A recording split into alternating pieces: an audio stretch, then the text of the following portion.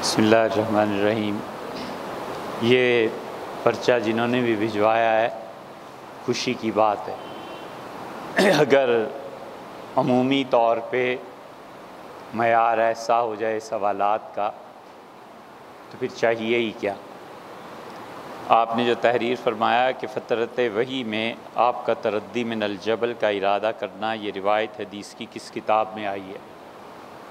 بہت جگہ مل جائے گی آپ کو۔ مشکات شریف بھی دیکھ لیجئے، اس کی شروع مرکات دیکھ لیجئے۔ فتح الباری میں حافظ ابن حجر رحمۃ اللہ علیہ بھی اس بات کو لائے ہیں کہ ابتدائی سالوں میں جب پہلی وحی نازل ہوئی اقرا، اور اس کے بعد رسول اللہ صلی اللہ علیہ وسلم پہ 2.5 یا 3 سال تک وحی نہیں آئی، تو آپ نے کہا کہ میرا ارادہ یہ ہوتا تھا کہ میں پہاڑ سے اپنے آپ کو گرا دوں۔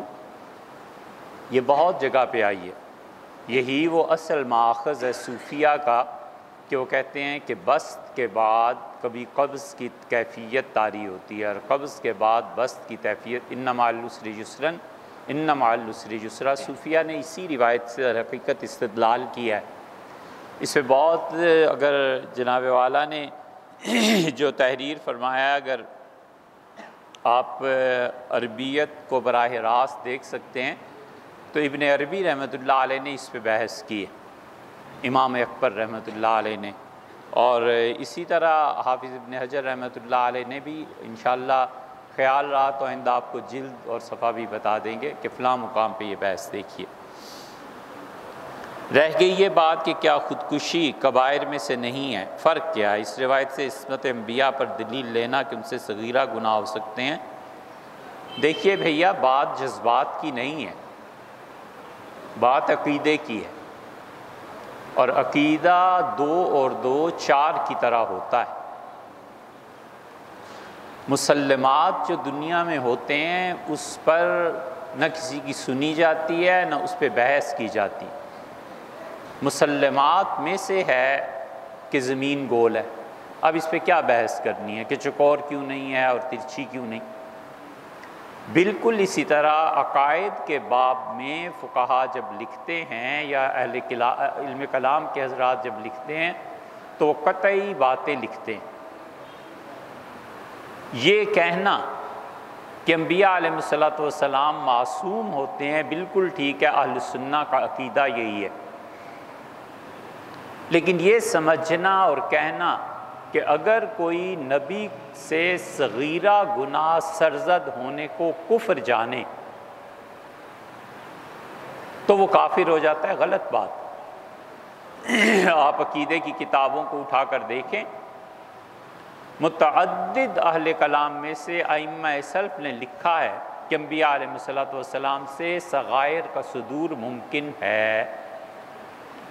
آپ کے جتنے معتزلہ ہیں وہ اسی طرف گئے، بڑے بڑے لوگ اس طرف گئے، تو ان پہ کیا کفر کا فتویٰ لگے گا؟ حتیٰ کہ امام محمد قاسم صاحب نانوتوی رحمۃ اللہ علیہ بانی تھے دارالعلوم کے، اور علم کلام میں بہت بڑی شخصیت۔ سر سید کے ساتھ ان کی جو خط و کتابت ہوئی ہے وہ تصفیۃ العقائد کے نام سے چھپ گئی ہے۔ حضرت کی کتابوں میں آپ دیکھیں تو حضرت نے لکھا ہے کہ اگرچہ بعض حضرات اس کے قائل ہیں کہ انبیاء علیہ السلام سے صغائر سرزد ہوتے ہیں، لیکن میں ان دلائل کے ذریعے سے ثابت کروں گا کہ انبیاء علیہ السلام سے صغائر سرزد نہیں ہوتے۔ تو آپ کا عقیدہ بسم اللہ سر آنکھوں پہ، ہم اہل سنہ کا عقیدہ ہے کہ انبیاء علیہ السلام سے خلاف اولا سرزد ہوتے ہیں، یعنی جو ان کے منصب نبوت کے مطابق نہیں ہے۔ کوئی ایسی بات ہو گئی جو شان نبوت کے خلاف ہے، اور جب ایسے ہوتا ہے تو خدا کی طرف سے وہی بھی آتی۔ اب اس کی بڑی مثال لے لیں،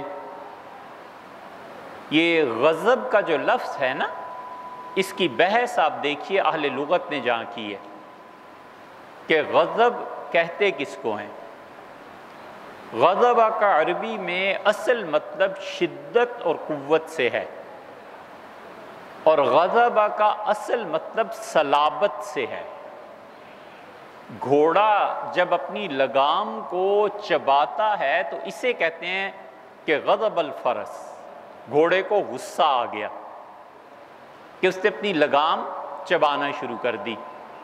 اس غضب کے سلسلے میں آپ آگے چل کے دیکھیں گے تو اہل لغت آپ کے لکھتے ہیں کہ انتقام کے ارادے سے دل میں خون کا جوش مارنا، انتقام کے ارادے سے دل میں خون کا جوش مارنا یہ غضب کہلاتا ہے۔ بالکل ٹھیک ہے۔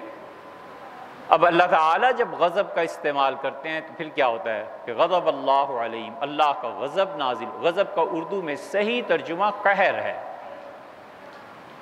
کیونکہ بعض اہل لغت غضب کو اور غیظ دونوں میں فرق کرتے ہیں۔ غیظ کا لفظ غصے کے لیے قرآن نے استعمال کیا ہے، والقاظمین الغیظ، اور غصے کو روک لینے والے۔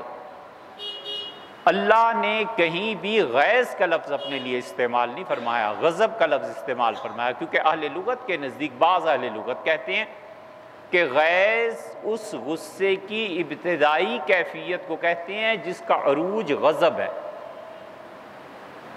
اللہ اپنے لیے غضب کا لفظ استعمال فرماتے ہیں، تو کیا خدا کے ہاں کوئی دل ہے جس میں ایسی چیزیں ہو جائیں؟ معاذ اللہ، استغفر اللہ۔ اللہ کی ذات ان چیزوں سے بہت بلند و بالا ہے۔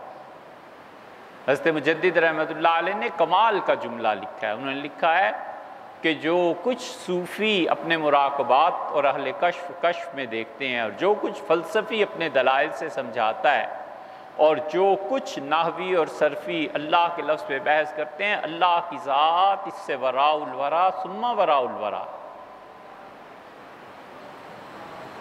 یہ غضب کا لفظ جہاں خدا لاتا ہے نا، اس سے یہ مطلب نہیں ہے جو انسانوں کے لیے، اس غضب کا نتیجہ ذلت ہے، بس وہ مراد ہے۔ غضب اللہ علیہم، اللہ نے ذلت ان کا مقدر کر دی، رسوائی۔ وہاں لفظ یہ مراد نہیں ہوتا، اس کے معنی اور معنی میں بھی وہ چیزیں جو قرآن نے متعین کی ہیں۔ اس تمہید کے بعد اب دو مقامات دیکھیں قرآن کے۔ اللہ فرماتے ہیں ذہب مغاضبا، جب وہ غصے میں بھرا ہوا چلا گیا، فَظَنَّ أَن لَّن نَّقْدِرَ عَلَيْهِ، اس نے کیا سوچ لیا تھا ہم اس پہ گرفت نہیں کریں گے، اور پھر ہم نے اسے مچھلی کے پیٹ میں پہنچا دیا۔ پھر وہاں جا کر اس نے کہا کہ لا الہ الا انت سبحانک، یہ ساری دعا جو ہے انی کنت من الظالمین۔ اب یہ مغاضباً جو لفظ استعمال کیا کہ یونس علیہ السلام کو غصہ آیا، کس پہ غصہ آیا؟ اہل لغت میں دونوں آ رہا ہیں، یہ لسان العرب آپ اٹھا کے دیکھ لیں، انہوں نے نقل کیا، وہ کہتے ہیں اپنے پروردگار پہ غصہ آیا کہ کیا مشکل ہے، کیا مصیبت ہے، یہ قوم میری مانتی نہیں ہے، اور دوسرا مطلب اپنے آپ پہ غصہ آیا، کسی نے کسی کی تکفیر نہیں کی۔ تو اس لیے یہ مثال دی موسیٰ علیہ السلام کے متعلق بھی ہے کہ انہیں شدید غصہ آیا، غضبان یہ لفظ ہے، کسی نے تکفیر نہیں کی۔ اس لیے یہ جو عصمت انبیاء ہے یہ جذبات سے ہٹ کے بات کرنی چاہیے۔ امت میں کچھ حضرات اس بات کے قائل ہوئے ہیں کہ صغیرہ گناہ انبیاء علیہ السلام سے سرزد ہوتے ہیں، اور ان کو کسی نے بھی کافر نہیں کہا، کسی نے اسے توہین نہیں سمجھا، ایک رائے ہے، لکھی ہے انہوں نے، یہی چیز ہوتی تھی۔ اظہار رائے میں اور نتائج میں فرق ہوا کرتا ہے۔ جب تک اہل علم کے پاؤں ایک لائن پر رہیں اور ان کے دل یعنی ان کی نیتیں بھی ٹھیک ہوں اور دماغ مختلف ہو یعنی آراء مختلف آتی ہوں، تب تک ترقی ہے۔ جب پاؤں مختلف ہوتے ہیں یا نیتوں میں فتور پڑتا ہے تو پھر خرابی ہو جاتی ہے۔ مسلمان ایسے ہی آگے بڑھتے رہے کہ ان کے پاؤں بھی ایک جگہ پر تھے، دل نیتیں بھی ٹھیک تھیں، دماغ میں اختلاف تھا، ایک نے ایک رائے دی، ایک نے دوسری رائے دی، ایک نے دوسرے کی تکفیر نہیں کہا، یہ بھی رائے ہے، یہ بھی رائے ہے، بس ٹھیک ہے۔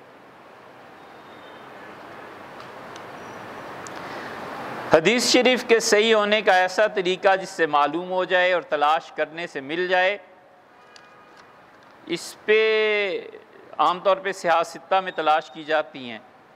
اس پہ حقیقی بات یہ ہے، مولانا مودودی نے جب حدیث پہ کتاب لکھی تھی پرویز صاحب کے رد میں، شہاب ان کے ہاں بڑے مشہور آدمی تھے پرویز صاحب نے، تو سنت کی آئینی حیثیت اس کو انہوں نے لکھا تھا۔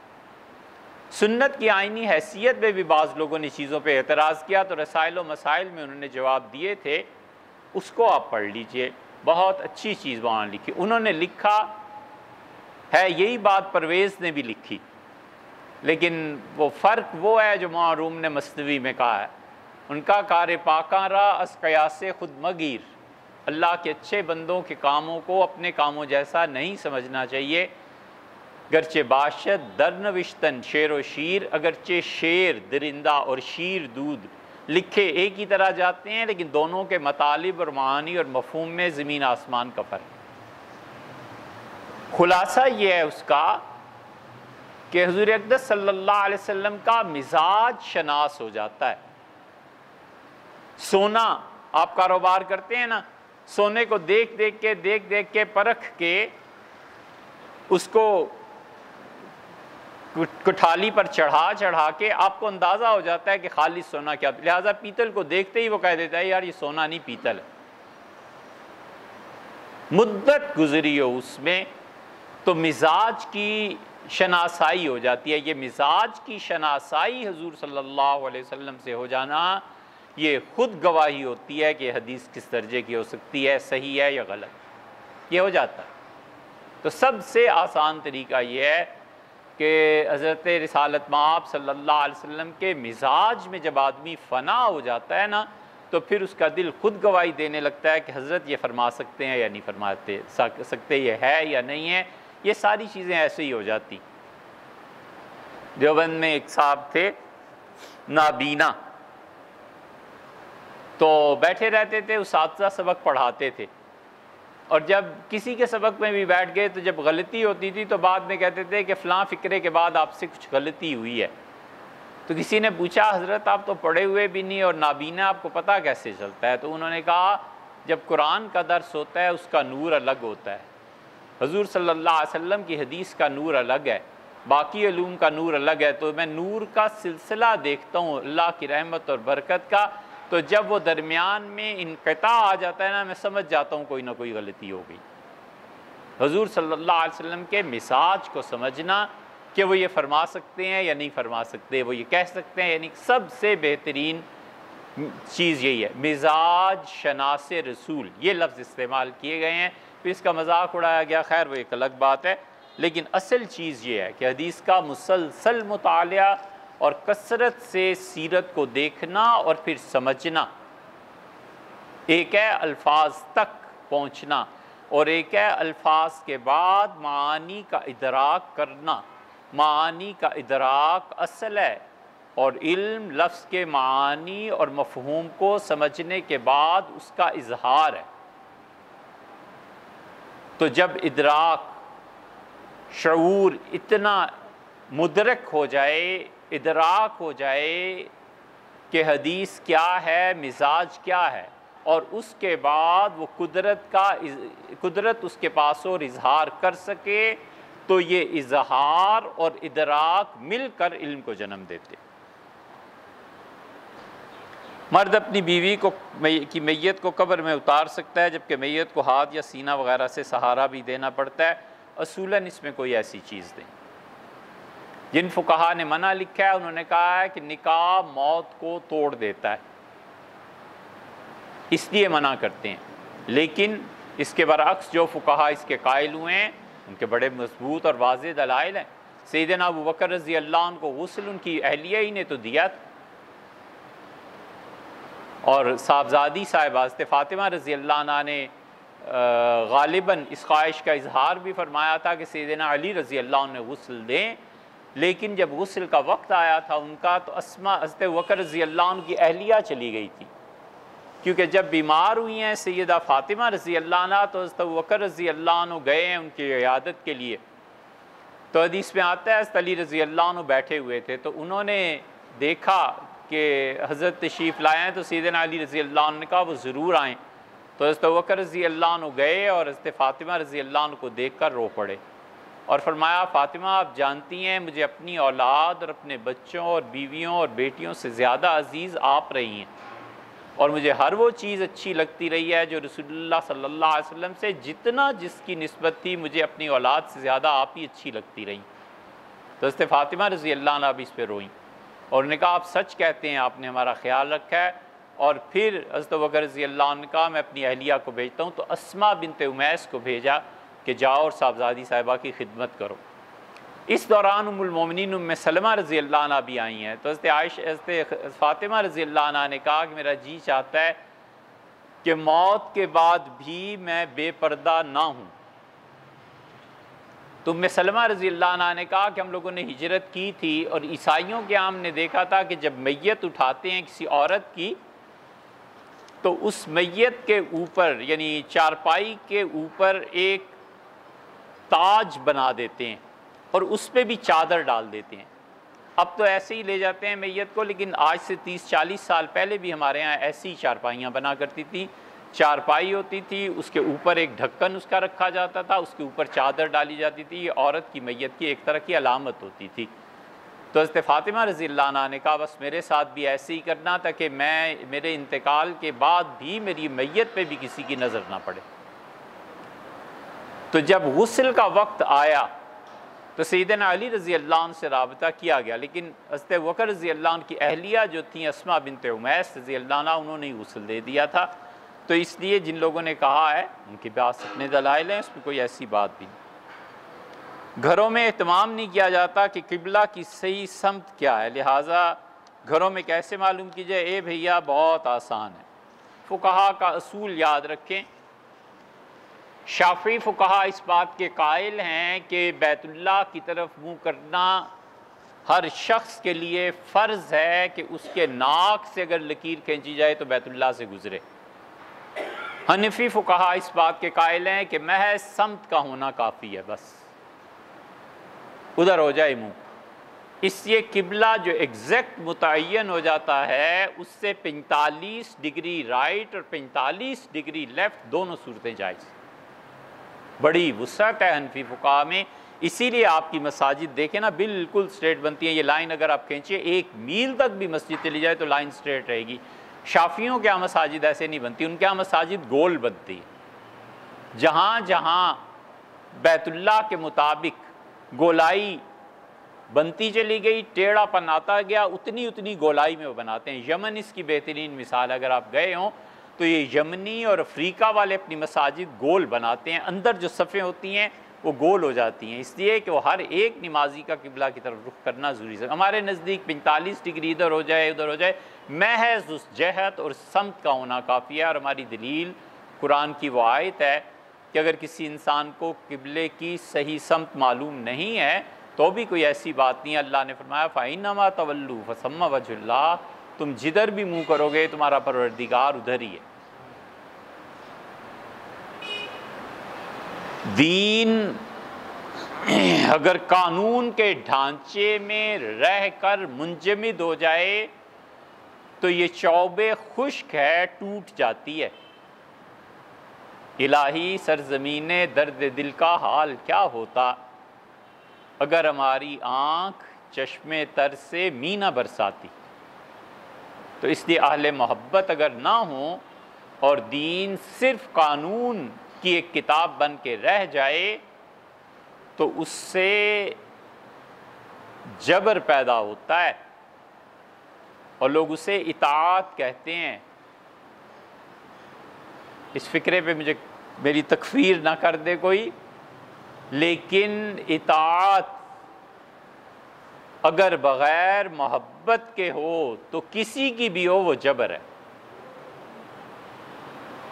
اطاعت جب بغیر محبت کے ہوتی ہے، نہ خدا کی اطاعت کیوں نہ ہو، وہ جبر ہے۔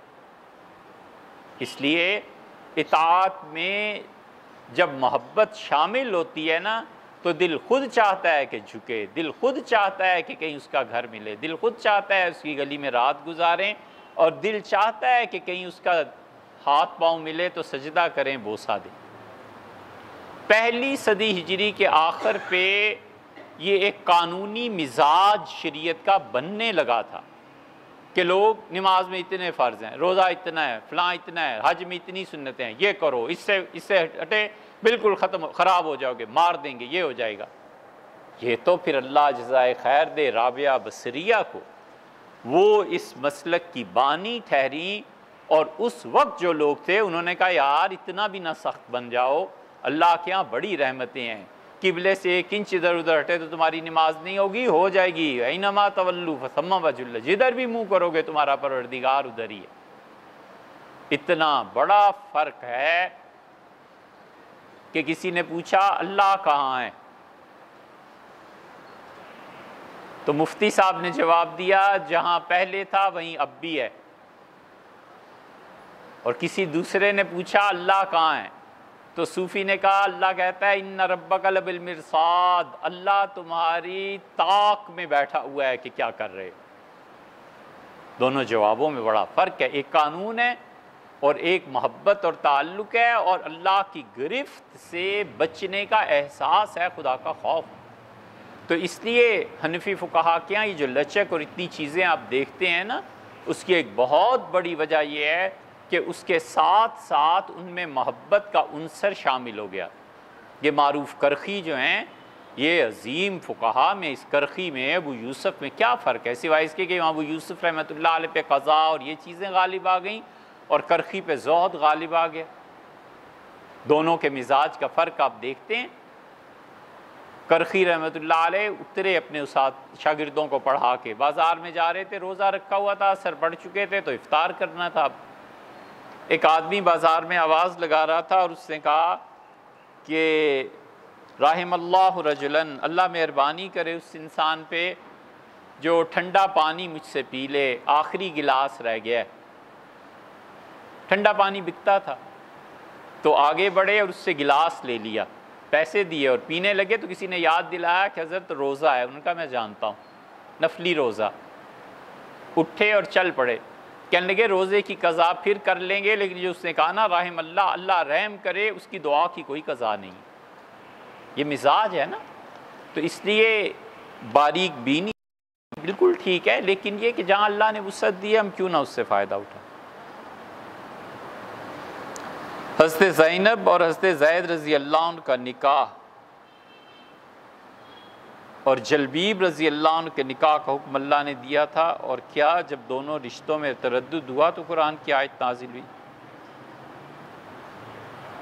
ہم آپ کا سوال سمجھ نہیں پائے۔ جلبیب رضی اللہ عنہ کو تو رسول اللہ صلی اللہ علیہ وسلم نے کہا تھا، اس لڑکی کا مشہور واقعہ ہے، وہ تو غلط چیز ہے۔ حضرت زینب اور حضرت زید رضی اللہ عنہ جو تھے، ان کا نکاح دنیا میں تھوڑے ہی ہوا ہے۔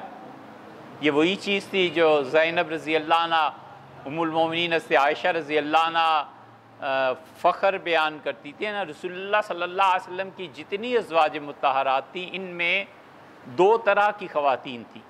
ایک پوری خواتین تھی جن کی سرداری اور قیادت ام المومنین حضرت عائشہ رضی اللہ عنہ کی تھی، اور دوسری طرف حضرت زینب رضی اللہ عنہ تھی۔ زینب بنت جاش چونکہ پھوپھی زاد بہن تھی حضور صلی اللہ علیہ وسلم کی، اس لیے بخاری میں آیا حضرت عائشہ رضی اللہ عنہ کہتی تھی کہ ہی اللتی تسامینی، رسول اللہ صلی اللہ علیہ وسلم کی بیویوں میں میری ٹکر کی کوئی عورت تھی تو یہ زینب ہی تھی۔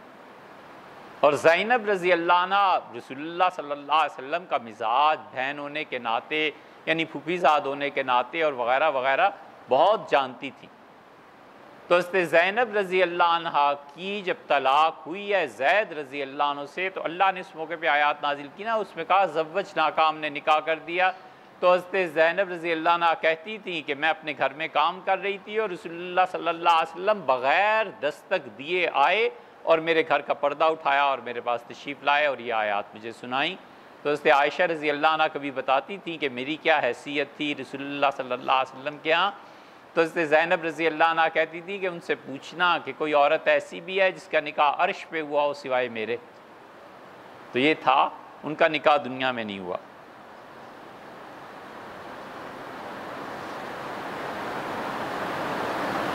ایک عالم سے سنا کہ سیدہ لڑکی کا نکاح غیر سید سے نہیں کرنا چاہیے، اس کی وجہ کیا ہے؟ کیا ایک باعمل عالم سیدہ لڑکی سے نکاح کر سکتا ہے کہ حقوق پہچانتا ہے؟ کیا یہ درست ہے؟ سب غلط ہے بھائی۔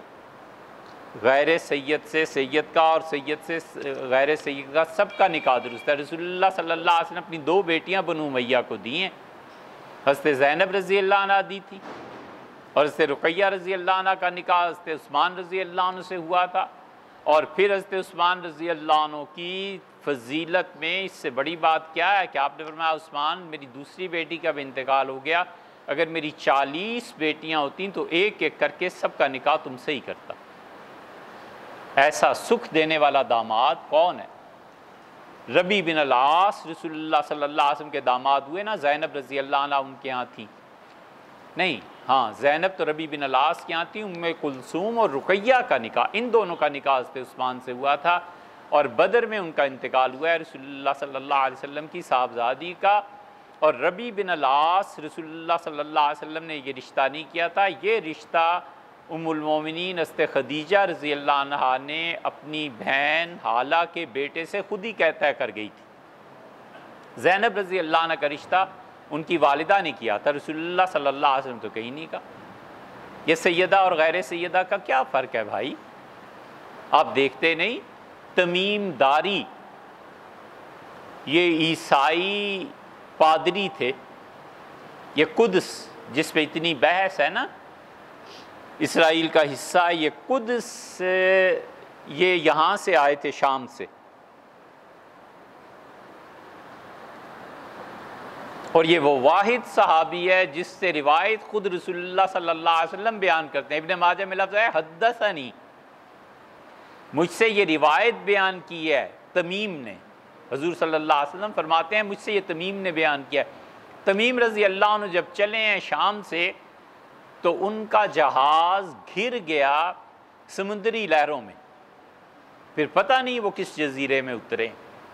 ان کا اللہ کے رسول ایسے جزیرے میں اترا کہ پتہ ہی نہیں چلتا تھا کیا چیز ہے، سہما ہوا، اور ایک آدمی آیا یا عورت آئی، سر سے پاؤں تک اس کا جسم بالوں سے اتنا اٹا ہوا تھا کہ پتہ ہی نہیں چلتا تھا کہ آگا پیچھا ہے کیا۔ تو میں نے کہا تم دجال ہو؟ اس سے کہا نہیں میں اس کی جاسوسا ہوں۔ میں نے کہا دجال کہاں ہے؟ اس سے کہا فلاں جگہ ہے، تو مجھے لے گیا، اور پھر دجال سے میری باتیں ہوئیں، اور دجال نے مجھ سے پوچھا موسیٰ علیہ السلام کا آ گئے؟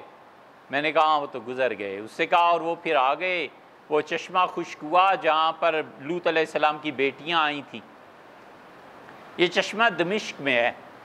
ہم دمشق گئے تھے، بہت علماء سے پوچھا کہ وہ چشمہ کہاں ہے، کہنے لگے بہت ہیں، کچھ پتہ نہیں چلتا۔ تو اس نے کہا جب وہ چشمہ خشک ہو جائے گا نا دمشق میں تو میرے آنے کا وقت قریب ہو جائے گا۔ پھر اس نے آپ کے متعلق پوچھا، میں نے کہا ہاں محمد صلی اللہ علیہ وسلم آ گئے ہیں، پھر وہ چپ ہو گیا۔ رسول اللہ صلی اللہ علیہ وسلم لوگوں یاد رکھو دجال کو اس کا غصہ نکالے گا، یہ غصہ اتنی بڑی چیز ہے، یہ جب آتا ہے نا تو تباہی پھیر دیتا ہے، دنیا کی تباہی اس کے غصے سے پھرے گی۔ فرمایا غصہ اس کو شدید آئے گا اور وہ جگہ سے نکل کھڑا ہوگا۔ پھر تمیم رضی اللہ عنہ نے سارا قصہ بیان کیا۔ رسول اللہ صلی اللہ علیہ وسلم اتنے خوش ہوئے کہ اس دوپہر کو سوئے نہیں، مسجد نبوی پہ ممبر پہ بیٹھے اور لوگوں کو جمع کیا، اور پھر فرمایا تمیم بیٹھو یہاں، اور آپ نے دیکھو تمیم وہ باتیں کرتا ہے جو میں نے تمہیں سے کبھی کہی تھی نا، یہ تمیم اس کی تصدیق کر رہا ہے۔ یہ واقعہ ہے غالباً 9 ہجری کا، کیونکہ رسول اللہ صلی اللہ علیہ وسلم تہجد کے لیے تشریف لائے، پہلی مرتبہ مسجد نبوی میں چراغ جلتا ہوا دیکھا، روشنی، تو بڑے خوش ہوئے۔ آپ نے کہا یہ کس نے کیا ہے؟ تو پتہ چلا تمیم نے کی ہے۔ اسی لیے سیدنا عمر رضی اللہ عنہ نے مسجد میں روشنیوں کا انتظام، مساجد میں خوشبو کا انتظام تمیم رضی اللہ عنہ ہی کے سپرد کیا تھا، کیونکہ رسول اللہ صلی اللہ علیہ وسلم ان کی تعریف کی تھی۔ سیدنا عمر رضی اللہ عنہ بڑی خصوصیت تھی کہ ہر وہ چیز پیروی کرتے تھے جس کی رسول اللہ صلی اللہ علیہ وسلم نے کیا ہے جو کام۔ تو تمیم رضی اللہ عنہ جب جانے لگے، مسلمان ہو گئے تھے، یہ پادری تھے نا، پھر جب جانے لگے تو رسول اللہ صلی اللہ علیہ وسلم نے 2 چیزیں فرمائی تھی۔ ایک کہا تھا کہ قدس تم لے لو، اور فرمایا تھا کہ قدس تمہاری اولاد میں بھی رہے گا اور قیامت تک سوائے ظالموں کے اور کوئی تم سے نہیں چھین سکتا۔ اسی لیے عثمانیوں نے اپنی سلطنت میں قدس سے کوئی ٹیکس کبھی نہیں لیا، قدس سے جو کچھ ہوتا تھا اور مدینہ منورہ سے جو کچھ ہوتا تھا وہیں خرچ ہوتا۔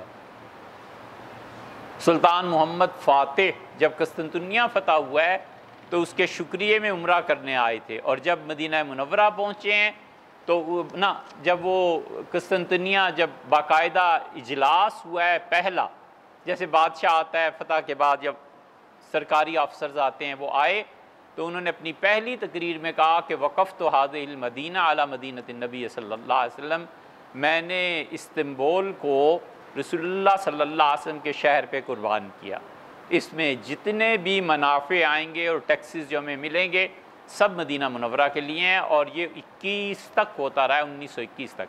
اور قدس بھی اسی طرح تھا، عثمانی نہیں کچھ لیتے تھے، کہتے تھے رسول اللہ صلی اللہ علیہ وسلم تمیم کو دیا ہے۔ اور دوسری بات جو اصل ہے، رسول اللہ صلی اللہ علیہ وسلم تمیم میری کوئی بیٹی اگر زندہ ہوتی تو میں تم سے شادی کر دیتا۔ کدھر ہے سید اور غیر سید کا فرق؟ سادات ہر طرح سے قابل احترام ہیں، قابل عزت ہیں، اتنے قابل عزت ہیں کہ حنفی کہتے ہیں زکوٰۃ یہ میل ہے مال کا، سیدوں کو نہیں دینا چاہیے، حضور صلی اللہ علیہ وسلم کی اولاد کی خدمت کرنی، لیکن جہاں قانونی بات ہے سو قانونی بات ہے، کوئی ایسی بات نہیں۔ اس سے ملتی جلتی ایک چیز یاد آئی، اگر اس سے آپ پازیٹیو سینس میں لیں، یہ اودھ کے جو نواب تھے نا، یہ نوابوں کے کرتوت تو ایسے ہی ہوتے تھے۔ جوش نے ایک جگہ لکھا ہے، وہ اس کا تو اپنا فیلڈ تھا نا، وہی ایسی باتیں کر سکتا تھا۔ کہتا تھا نواب صاحب کو ہر وقت کوئی نہ کوئی نئی خاتون چاہیے ہوتی تھی، تو نواب اس سے پوچھتا تھا کہ سید زادی تو نہیں ہو؟ جو کہہ دیتی تھی میں سیدہ ہوں تو اس کی خدمت بھی کرتا تھا، بھیج دیتا تھا واپس۔ تو کسی نے پوچھا نواب صاحب یہ کیوں کرتے ہیں ایسے؟ اس نے کہا رسول اللہ صلی اللہ علیہ وسلم کی اولاد کے ساتھ جس نے برا کیا ہے نا، میں نے اس کو ہمیشہ تباہ ہوتے ہی دیکھا۔ اس نے کہا میں جتنا بھی عیاش ہوں لیکن رسول اللہ صلی اللہ علیہ وسلم کی اولاد بہرحال قابل احترام، یہ عزت ہے، احترام۔ نبی کریم صلی اللہ علیہ وسلم کی اولاد اتنی عزت احترام کے قابل ہے کہ جب یہ عبد الملک اموی حکمران بنا ہے نا، مروان اور پھر اس کے بعد عبد الملک، تو عبد الملک نے حجاج ابن یوسف کو بلایا اور اس نے کہا جنبنی دماء عبد المطلب، عبد المطلب کی اولاد کا خون نہ کرنا، میں نے یزید کو دیکھ لیا ہے اور عبد المطلب کی اولاد کا خون جس نے کیا ہے دنیا اس کی برباد ہو گئی۔ خود رسول اللہ صلی اللہ علیہ وسلم نے فرمایا کہ عبد المطلب میرے دادا کی اولاد کے ساتھ جس نے بھی نیکی کی قیامت میں ذمہ دار ہوں اس کی نیکی کا، میں احسان کا بدلہ چکاؤں۔ تو یہ ان کی عزت اور احترام ہے، اس سے انکار نہیں ہے، لیکن یہ قانونی شک بنا دینا کہ سید اور غیر سید کا نکاح نہیں ہوتا، آپ جانتے ہیں کتنی مشکل پیش آ سکتی ہے۔ درمیانہ درجے کا دین و دنیا کا علم رکھنے والا دین کی دعوت کس طرح دے سکتا ہے؟ بھائی دین کی دعوت دینا، تبلیغ کرنا فرض عین ہے، فرض کفایہ نہیں ہے، فرض عین ہے۔ ہم میں سے ہر مسلمان اس بات کا پابند ہے کہ خدا کے دین کی طرف بلائے، اس کے بعد وہ کس طرح بلائے اس کو زمانے پہ چھوڑ دیا، اس کو حالات پہ چھوڑ دیا۔ ایک آدمی سیاست میں جاتا ہے، وہ کہتا ہے سیاسی ذریعے سے مسلمانوں کا غلبہ ہونا چاہیے، اس کی مرضی ہے۔ ایک آدمی کتابیں لکھتا ہے، اس کی مرضی ہے۔ ایک آدمی انٹرنیٹ پہ بیٹھ کے کام کرتا ہے، دین کی دعوت دیتا ہے، اس کی مرضی ہے۔ ایک آدمی کسی عالم دین کی تقریر سن کے اس کو انٹرنیٹ پہ چڑھا دیتا ہے، اس کی مرضی ہے۔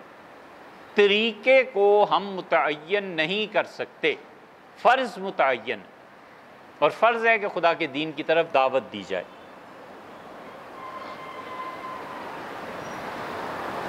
اس کی بڑی مثال یہ ہے کہ خالد ابن ولید رضی اللہ عنہ خدا کے دین کی طرف دعوت دیتے تھے اور بلاتے تھے، جہاد میں تھے۔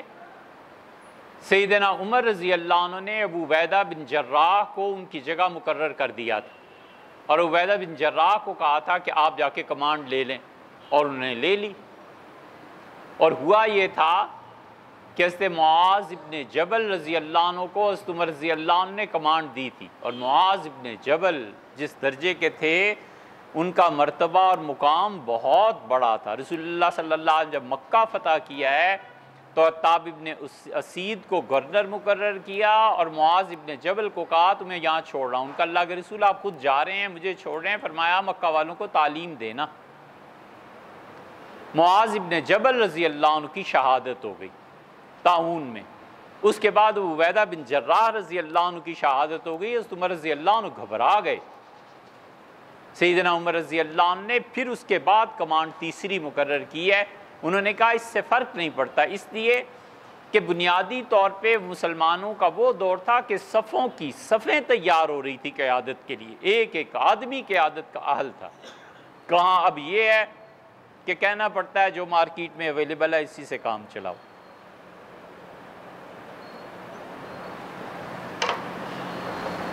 آئندہ انشاءاللہ۔